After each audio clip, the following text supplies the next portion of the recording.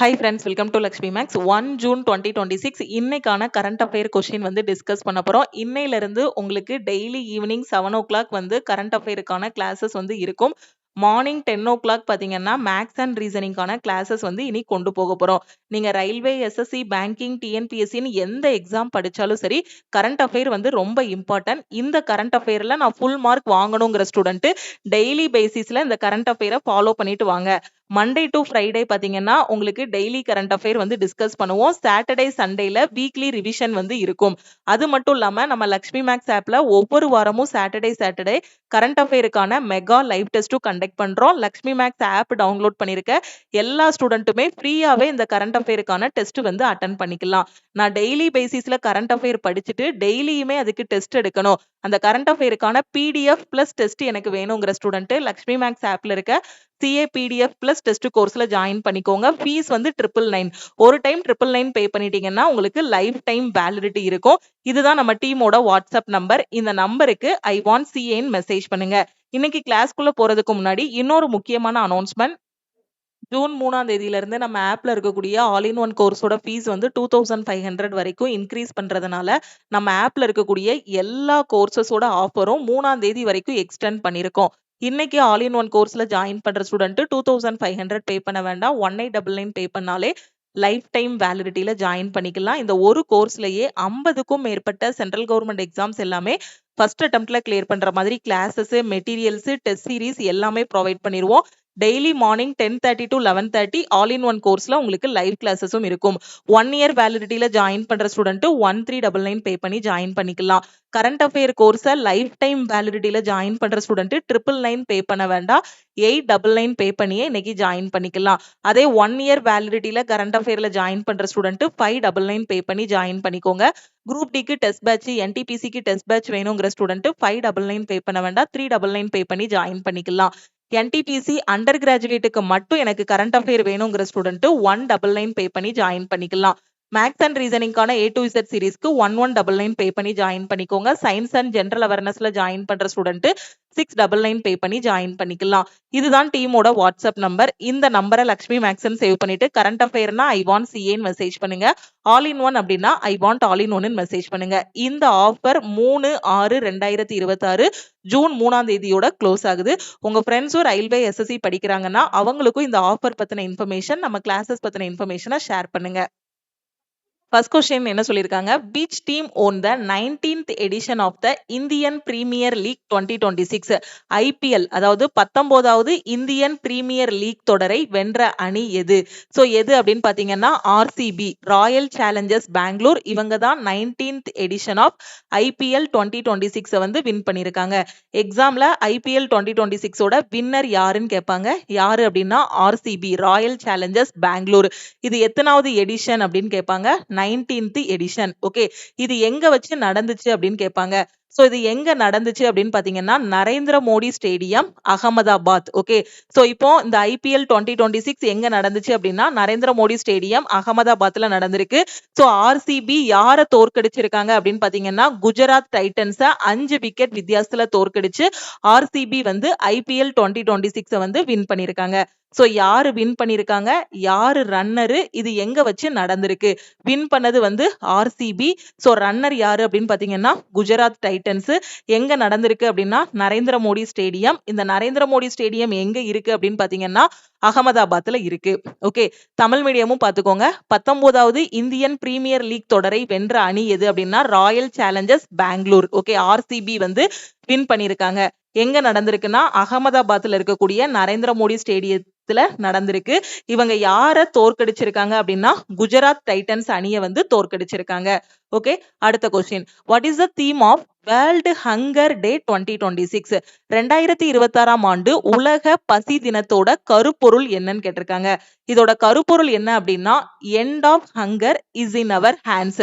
பசியின் முடிவு நம் கைகளில் உள்ளது. இதுதான் இந்த வருஷத்துக்கான theme. Okay, World Hunger Day எப்போ அப்படின்னு பாத்தீங்கன்னா 28 மே. ஒவ்வொரு வருஷமும் தீம் வந்து மாறிக்கிட்டே இருக்கும். இந்த வருஷத்துக்கான தீம் என்ன அப்படின்னா end of hunger is in our hands. Okay.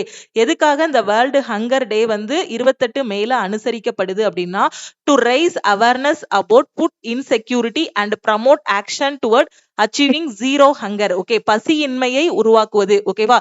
எல்லாருக்குமே பாத்தீங்கன்னா பசியின்மை, அதாவது ஜீரோ ஹங்கர் அப்படிங்கிறத உருவாக்கணும் அப்படிங்கிறது தான் இந்த வேர்ல்டு ஹங்கர் டேயோட மோட்டோ. ஓகேவா?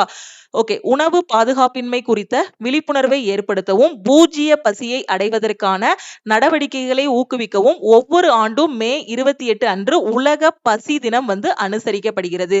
உலக பசி தினம் எப்போன்னா மே 28. இந்த வருஷத்துக்கு என்ன தீம் சொல்லியிருக்காங்கன்னா, பசியின் முடிவு நம் கைகளில் உள்ளது. இதுதான் இந்த வருஷத்துக்கான theme. Which state launched the Aadhaar Sagar Samriddhi Yojana? Aadhaar Sagar Samriddhi Yojana திட்டத்தை தொடங்கிய மாநிலம் எது? இது எந்த மாநிலத்துல தொடங்கியிருக்காங்க அப்படின்னா, சத்தீஸ்கர் மாநிலத்துல வந்து தொடங்கியிருக்காங்க. சத்தீஸ்கர் கவர்மெண்ட் வந்து ஆதார் சாகர் சம்ரிதி யோஜனா வந்து தொடங்கியிருக்காங்க. இதுக்காக எவ்வளவு அமௌண்ட் வந்து அலோகேட் பண்ணிருக்காங்க அப்படின்னா 200 கோடி ரூபாய் வந்து அலோகேட் பண்ணிருக்காங்க. The initiative aims to provide modern civic amenities such as roads, drainage system, street light and sanitation facilities in small urban areas. ஓகேவா? சோ சின்ன அர்பன் ஏரியாஸ்ல இந்த மாதிரி ஸ்ட்ரீட் லைட் கொண்டு வர்றது, அதுக்கப்புறம் டிரைனேஜ் சிஸ்டம்ஸ் கொண்டு வர்றது, இது எல்லாம் தான் இதோட முக்கியமான நோக்கம். ஓகேவா?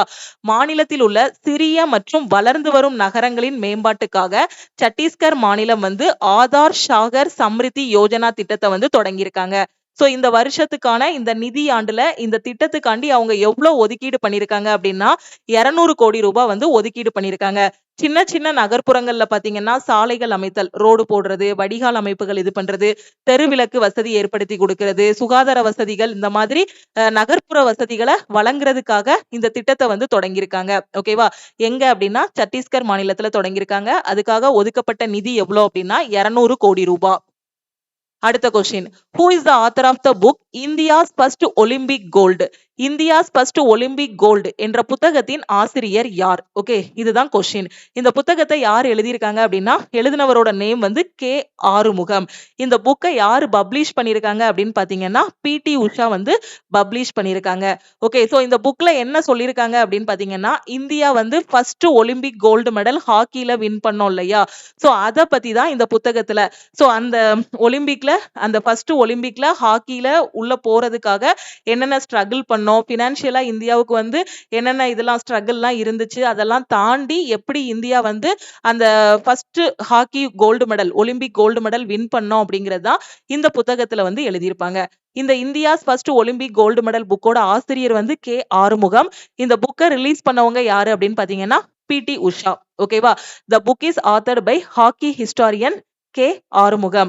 It chronicles India's historic first Olympic gold medal victory in hockey at the 1928 Amsterdam Olympics. Okay, 1928ல எங்க நடந்துச்சு நம்மளோட அந்த ஃபர்ஸ்ட் ஹாக்கி கேம் வந்து, எங்க நாம இது பண்ணோம் அந்த Olympic game?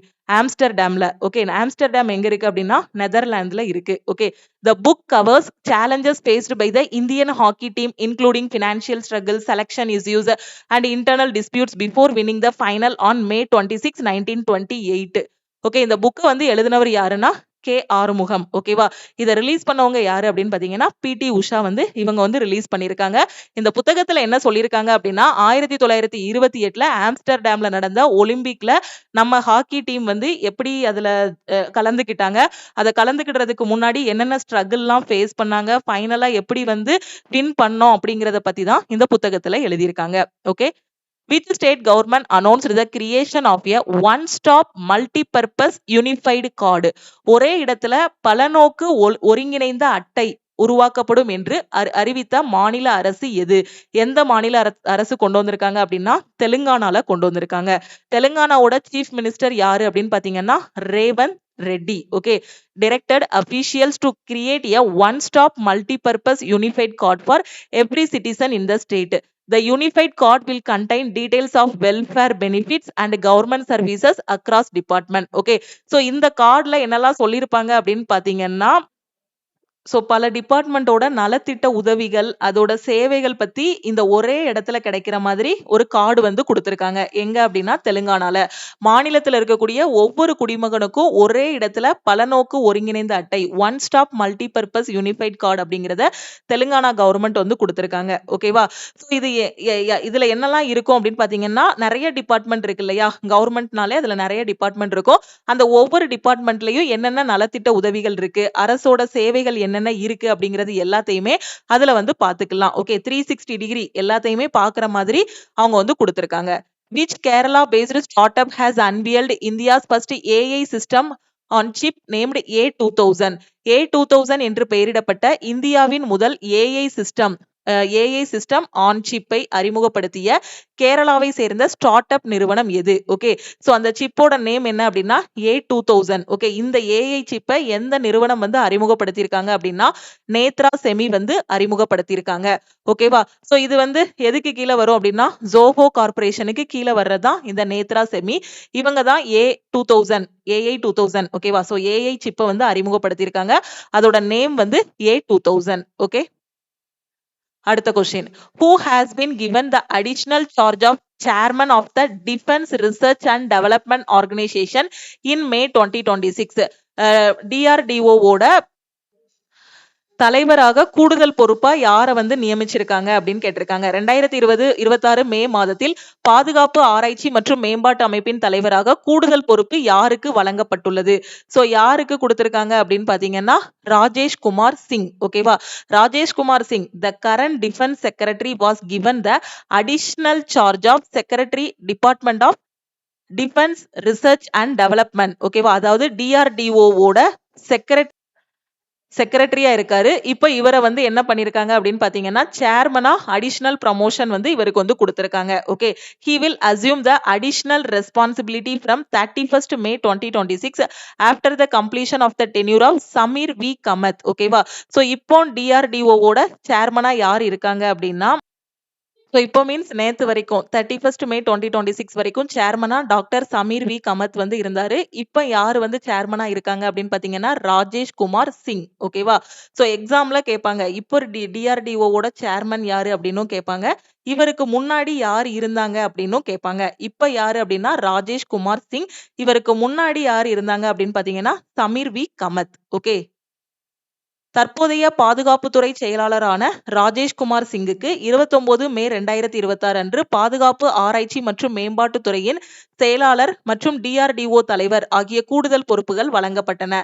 Doctor Samar we cometh இவரோட பதவி காலம் வந்து முடியறதுனால சோ இவர் ராஜேஷ்குமார் சிங்குக்கு வந்து இந்த சேர்மன் பொறுப்பை வந்து கொடுத்திருக்காங்க. ஓகே அப்ப இப்ப DRDO சேர்மன் யாரு அப்படின்னா ராஜேஷ் குமார் சிங். இவருக்கு முன்னாடி யாரு இருந்தாங்க அப்படின்னு பாத்தீங்கன்னா doctor Sameer V Kamath. Okay அடுத்த கொஸ்டின். Recently, Janice Jansa, ஓகேவா, was appointed as the Prime Minister of which country for the 4th time? சமீபத்துல ஜானிஸ் ஜான்சா எந்த நாட்டோட பிரதமராக 4வது முறையாக நியமிக்கப்பட்டார் அப்படின்னு கேட்டிருக்காங்க. சோ எந்த நாடு அப்படின்னு பாத்தீங்கன்னா ஸ்லோவேனியா. ஓகே இதோட கேபிட்டல் என்ன அப்படிங்கறத மறக்காம கமெண்ட்ல சொல்லுங்க. ஸ்லோவேனியாவோட கேபிட்டல் என்னங்கிறத கமெண்ட் பண்ணுங்க. உங்களுக்கு எக்ஸாம்ல ஸ்லோவேனியாவோட நியூ பிரைம் மினிஸ்டர் யாரு அப்படின்னு கொஸ்டின் கேட்பாங்க. யாரு அப்படின்னா ஜானிஸ் ஜான்சா. ஓகே ஜானிஸ் ஜான்சா தான் ஸ்லோவேனியாவோட நியூ பிரைம் மினிஸ்டர். இல்ல அவங்களோட நேம் கொடுத்துட்டு இவங்க எந்த கண்ட்ரியோட நியூ பிரைம் மினிஸ்டரா இவங்களை வந்து நியமிச்சிருக்காங்கன்னு கேட்பாங்க. சோ எந்த கண்ட்ரி அப்படின்னு பாத்தீங்கன்னா ஸ்லோவேனியா. சோ 4th டைமா இவங்கள வந்து பிரைம் மினிஸ்டர் ஆயிருக்காங்க. சோ இதுக்கு முன்னாடி 2004 to 8 வந்து இவங்க தான் பிரைம் மினிஸ்டரா இருந்திருக்காங்க. 2012 to 13 ஸ்லோவேனியாவோட பிரசிடென்டா பிரைம் மினிஸ்டரா இருந்திருக்காங்க. 20 to 22 இவங்க தான் பிரைம் மினிஸ்டரா இருந்திருக்காங்க. இப்பவும் பாத்தீங்க அப்படின்னா இவங்க தான் ஸ்லோவேனியாவோட பிரைம் மினிஸ்டர். ஓகேவா? சோ அவங்களோட நேம் வந்து ஜானிஸ் ஜான்சா. 4வது முறையாக ஸ்லோவேனியாவோட பிரைம் மினிஸ்டர். ஓகேவா? யாருன்னா ஜானிஸ் ஜான்சா. மேபி கரண்ட் அஃபேர் கொஞ்சம் டஃபா கேக்குறாங்க அப்படின்னா இவர் எத்தனாவது டைமா இப்ப பிரைம் மினிஸ்டரா இருக்காங்கன்னு கேட்பாங்க.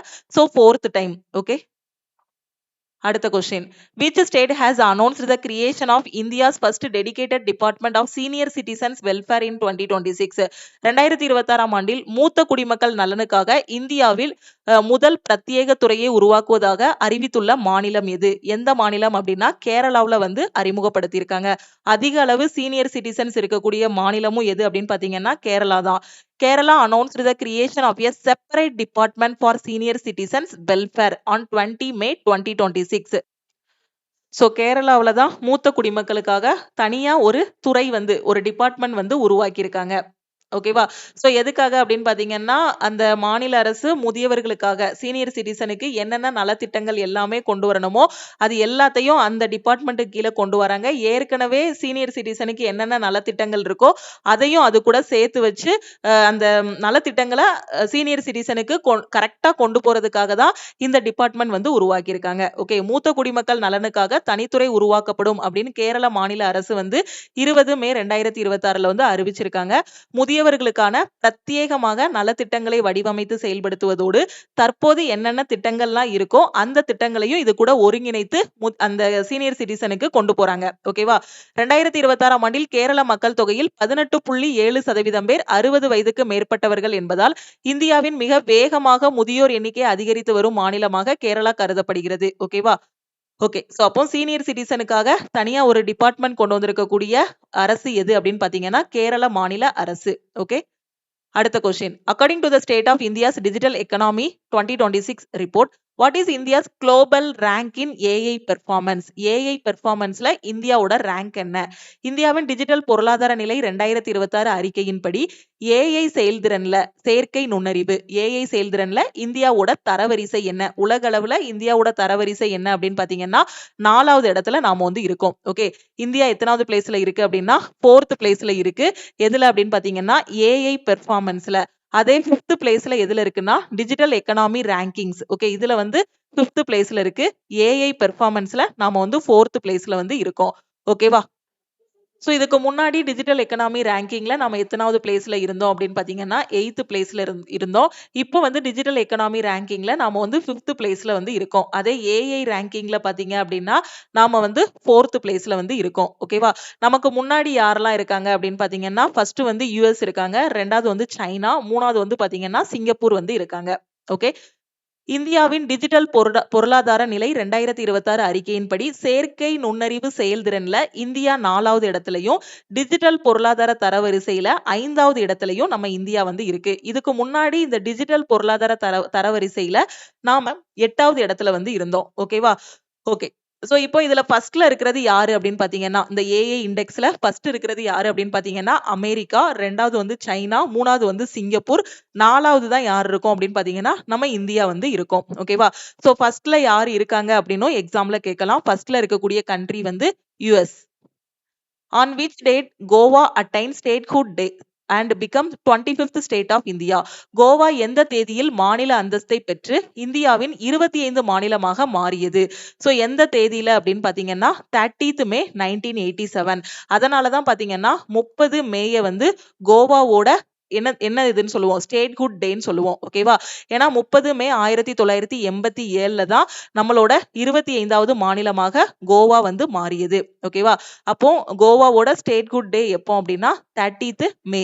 இத வந்து இந்த டேயை வந்து எதுக்காக நாங்க செலிப்ரேட் பண்றாங்க அப்படின்னா 25th ஸ்டேட் ஆஃப் இந்தியா எப்போ நம்ம இந்தியாவோட 25வது மாநிலமாக மாறியது அப்படின்னா 1987ல. Okay.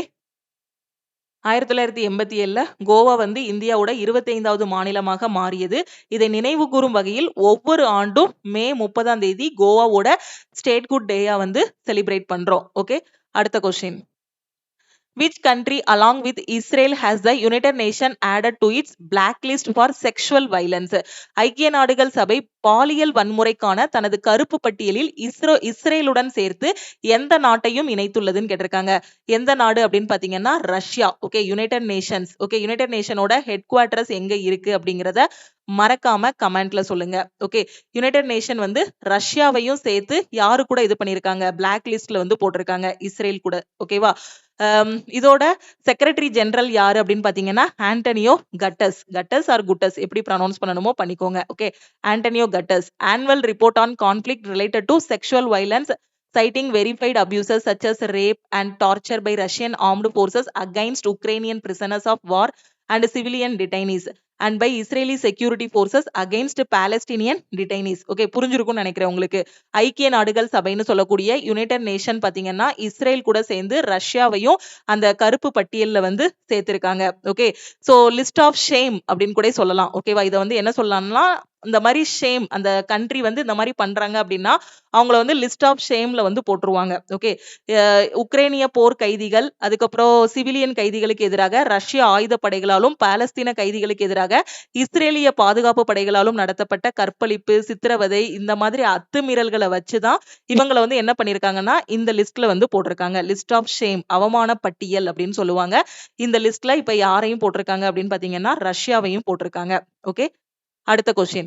Who was India's fifth prime minister whose 39th death anniversary was observed on May 29, 2026? மே 29, 2026ல 39வது நினைவு நாள் யாரு அப்படின்னு பாத்தீங்கன்னா நம்ம இந்தியாவோட 5வது பிரதமரா வந்து இவர் இருந்திருக்காரு. இவரோட 39வது நினைவு நாள் வந்து மே 29, 2026 அன்று அனுசரிக்கப்பட்டது. அவரோட நேம் என்ன அப்படின்னு பாத்தீங்கன்னா சௌத்ரி சரண் சிங். இவர் தான் நம்ம இந்தியாவோட 5th prime minister. India's 5th prime minister யாரு அப்படின்னு பாத்தீங்கன்னா சௌத்ரி சரண் சிங். இவரோட நினைவு நாள் தான் மே 29, 2026. ஓகே, இவரை வந்து பாத்தீங்கன்னா சாம்பியன் ஆஃப் இந்தியாஸ் பீசன்ஸ் அப்படின்னு சொல்லுவோம். ஓகே, விவசாயிகளோட சாம்பியன் அப்படிங்கிற மாதிரி இவரை வந்து சொல்லுவாங்க. ஓகே, இந்திய விவசாயிகளின் சாம்பியன் அப்படின்னு சொல்றவங்க யாரு அப்படின்னு பாத்தீங்கன்னா Chaudhary Charan Singh. Okay, on which date World No Tobacco Day is celebrated? 2026ஆம் ஆண்டு உலக புகையிலை எதிர்ப்பு தினம் எந்த தேதியில் அனுசரிக்கப்படுகிறதுன்னு கேட்டிருக்காங்க. மே 31. இதுதான் பாத்தீங்கன்னா புகையிலை எதிர்ப்பு தினம். World No Tobacco Day is observed annually around the world on May 31st. Okay, மே 31 தான் No Tobacco Day. The day aims to draw attention to the widespread prevalence and negative health effects of tobacco use. Okay, இந்த வருஷத்துக்கான theme என்ன அப்படின்னா unmasking the appeal, countering nicotine and tobacco addiction. ஒவ்வொரு வருஷமும் பாத்தீங்கன்னா மே 31 தான் பாத்தீங்கன்னா புகையிலை எதிர்ப்பு தினம். இந்த வருஷத்துக்கான கருப்பொருள் என்னன்னா அன்மாஸ்கிங் த அப்பியல். ஓகே, சோ நீங்க இங்கிலீஷ்ல பாத்துக்கோங்க. சம்டைம்ஸ் தமிழ் மீடியமுக்கும் பாத்தீங்கன்னா இந்த மாதிரி கருப்பொருள் வந்து இங்கிலீஷ்ல கொடுப்பாங்க. Okay, who has recently assumed charge as the 48th vice chief of the naval staff of Indian Navy? So theme தமிழ்ல வந்து எப்படி கொடுத்திருப்பாங்க அப்படின்னா புகையிலை மாயையை விளக்குவோம், நிக்கோட்டின் மற்றும் புகையிலை அடிமைத்தனத்தை முறியடிப்போம். இதுதான் தமிழ் மீடியம்கான தீம். இந்திய கடற்படையோட 48வது துணை தளபதியாக சமீபத்தில் பொறுப்பேற்றவர் யார்? சோ யாரு அப்படின்னு பாத்தீங்கன்னா wise admiral Ajay Kochhar. Okay, so Ajay Kochhar assumed charge as the 48th vice chief of naval staff on 28th May 2026 in New Delhi. Okay, இவருக்கு முன்னாடி யார் இருந்தாங்க அப்படின்னு பாத்தீங்கன்னா வைஸ் சீஃபா யார் இருந்தாங்க அப்படின்னு பாத்தீங்கன்னா அட்மிரல் சஞ்சய் வத்சயன். ஓகே, இவருக்கு முன்னாடி இருந்தவர் யாரு அப்படின்னா அட்மிரல் சஞ்சய் வத்சயன். இப்போ யாரு வந்து வைஸ் சீஃப் அப்படிங்கறத பாத்துக்கோங்க. யாரு அப்படின்னா அஜய் கோச்சர். இவருக்கு முன்னாடி இருந்தவரோட நேம் வந்து அட்மிரல் சஞ்சய் வத்சயன். ஓகேவா, சோ முன்னாடி இருந்தவங்களும் கேட்பாங்க, இப்ப ரீசெண்டா யாரை அப்பாயிண்ட் பண்ணிருக்காங்க அப்படின்னும் கேட்பாங்க. Okay, vice admiral Ajay Kochhar May 29 May 2026 அன்று புதுடில்லியில வச்சு இந்திய கடற்படையோட 48வது, இதுவும் கேட்பாங்க, எத்தனாவது துணை தளபதி அப்படிங்கிற மாதிரியும் கொஸ்டின்ல கேட்பாங்க. சோ 48வது துணை தளபதியாக பொறுப்பேற்றார். அப்ப 47வது யார் இருந்தாங்க அப்படின்னு பாத்தீங்கன்னா இவருக்கு முன்னாடி யார் இருந்தாங்கன்னா சஞ்சய் வத்சயன். ஓகே, ஓகே, சோ இதுதான் பாத்தீங்கன்னா இன்னைக்கான டாப் கரண்ட் அஃபேர், அதுக்கான டீடைல்டான எக்ஸ்பிளனேஷன். இது உங்களுக்கான homework question. 3rd India Nordic summit 2026 was held in which city and country? 3வது இந்தியா நார்டிக் உச்சி மாநாடு எந்த நாட்டில் நடைபெற்றது அப்படிங்கறத மறக்காம கமெண்ட்ல சொல்லுங்க. இதுதான் உங்களுக்கான 4 ஆப்ஷன். இன்னொரு கொஸ்டின், பக்சா டைகர் ரிசர்வ் எங்க இருக்கு? பக்சா புலிகள் காப்பகம். ஏன்னா இது ரீசெண்டா நியூஸ் பேப்பர்ல வந்துச்சு, பக்சா டைகர் ரிசர்வ் பத்தி நியூஸ்ல வந்துச்சு. சோ அடுத்தடுத்து வரக்கூடிய எக்ஸாம்ஸ்ல கண்டிப்பா ஸ்டாட்டிக் ஜிகேல இந்த மாதிரி கொஸ்டின் கேட்பாங்க. பக்சா டைகர் ரிசர்வ் எந்த மாநிலத்துல இருக்குங்கிறத மறக்காம கமெண்ட்ல சொல்லுங்க. மொத்தம் உங்களுக்கு 4 ஹோம்வொர்க் கொஸ்டின் வந்து கொடுத்திருக்கேன். இப்ப 2 கொஸ்டின் கிளாஸ்ல நடத்தும் போது இடையில 2 கொஸ்டின் வந்து கேட்டிருந்தேன். ஓகே, டோட்டலா 4 கொஸ்டின். 4 கொஸ்டினுக்குமான ஆன்சர் என்னங்கிறத மறக்காம கமெண்ட்ல சொல்லுங்க. ஓகே, எனக்கு கரண்ட் அஃபேர் டெய்லி பேசிஸ்ல படிச்சுட்டு டெய்லி டெஸ்ட் எடுக்கணும், எல்லா நியூஸ் பேப்பரையும் என்னால உட்காந்து அனலைஸ் பண்ண முடியல, ஒரே இடத்துல எனக்கு கரண்ட் அஃபேர் வேணும், அதுக்கான டெஸ்ட்டும் வேணுங்கிற ஸ்டூடெண்ட் நம்ம லக்ஷ்மி மேக்ஸ் ஆப்ல இருக்க CA PDF பிளஸ் டெஸ்ட் கோர்ஸ்ல ஜாயின் பண்ணிக்கோங்க. ஒரு டைம் நீங்க 899 இன்னைக்கு ஆஃபர்ல 899 பே பண்ணிட்டீங்கன்னா உங்களுக்கு லைஃப் டைம் வேலிடிட்டி இருக்கும். இதுதான் டீமோட வாட்ஸ்அப் நம்பர். இந்த நம்பருக்கு ஐ வாண்ட் சிஏன்னு மெசேஜ் பண்ணுங்க. எவ்ரி சாட்டர்டே நம்ம ஆப்ல கரண்ட் அஃபேருக்கான மெகா லைவ் டெஸ்ட் வந்து கொண்டு போய்கிட்டு இருக்கோம். ஸோ வாரம் சனிக்கிழமை ஆப்ல நடக்கக்கூடிய இந்த ஃப்ரீ லைவ் டெஸ்ட்டையும் கரெக்டா யூட்டிலைஸ் பண்ணிக்கோங்க. அதே மாதிரி நம்ம ஆப்ல இருக்கக்கூடிய எல்லா கோர்சஸ்க்கும் ஆஃபர் வந்து அனௌன்ஸ் பண்ணியிருக்கோம். அந்த ஆஃபர் 3/6/2026 க்ளோஸ் ஆகுது. அதுக்கு முன்னாடி நம்ம டீமுக்கு கான்டாக்ட் பண்ணிட்டு ஆஃபர்லயே நீங்க ஜாயின் பண்ணிக்கோங்க.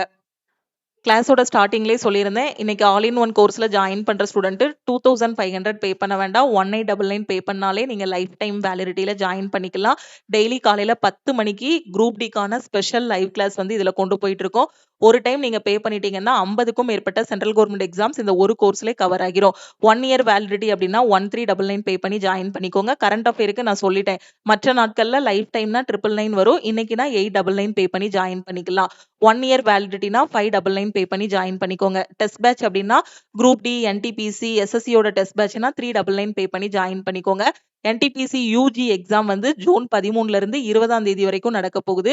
யூஜிக்கு மட்டும் கரண்ட் அஃபேர் வேணுங்கிற ஸ்டூடெண்ட் 199 பே பண்ணி ஜாயின் பண்ணிக்கலாம். ஓகே, ஸோ ஆஃபர் பிரைஸ் எல்லாமே கிளாஸோட ஸ்டார்டிங்ல நான் எக்ஸ்பிளைன் பண்ணிட்டேன். ஆஃபர்ல ஜாயின் பண்றதுக்கு இந்த நம்பருக்கு வாட்ஸ்அப்ல மெசேஜ் பண்ணுங்க. லக்ஷ்மி மேக்ஸோட டெலிகிராம் சேனல் அண்ட் குரூப்லையும் ஜாயின் பண்ணிக்கோங்க. இன்ஸ்டாகிராம்லையும் லக்ஷ்மி மேக்ஸை ஃபாலோ பண்ணிக்கோங்க.